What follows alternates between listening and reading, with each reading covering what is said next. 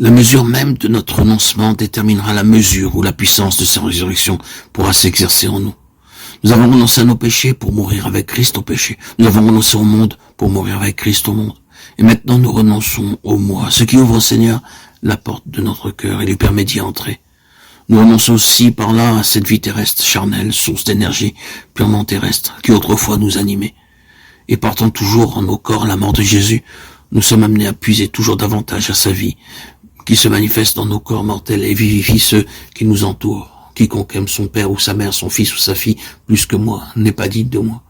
Celui qui ne prend pas sa croix et ne me suit pas, n'est pas digne de moi. Celui qui aura conservé sa vie la perdra. Matthieu 10, 37, 38, 39. Le Seigneur illustre ce qu'il entend par prendre sa croix et perdre sa vie, ou renoncer à soi-même par ce verset.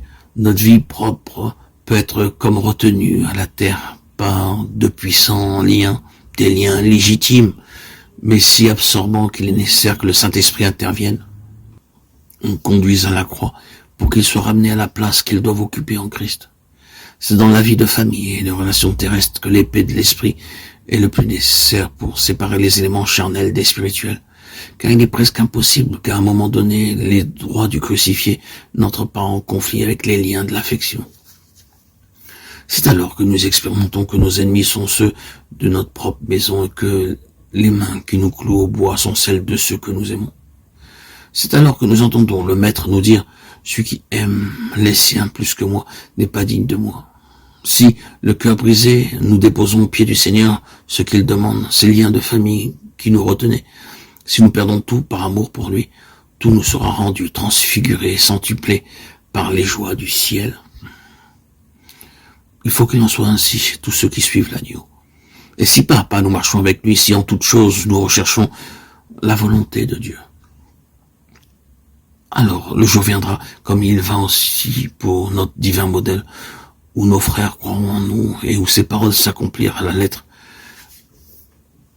Celui qui perdra sa vie la retrouvera.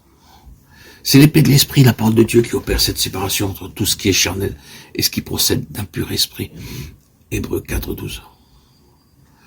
Si comme nous y sommes exhortés, la parole demeure en nous abondamment et qu'elle opère cette séparation, nous devons aussitôt haïr tout ce qu'elle nous révèle comme charnel et l'abandonner, le perdre, le mener à la croix.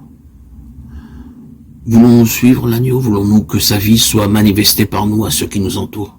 Alors, il nous faut connaître les profondeurs de la croix, de sa croix.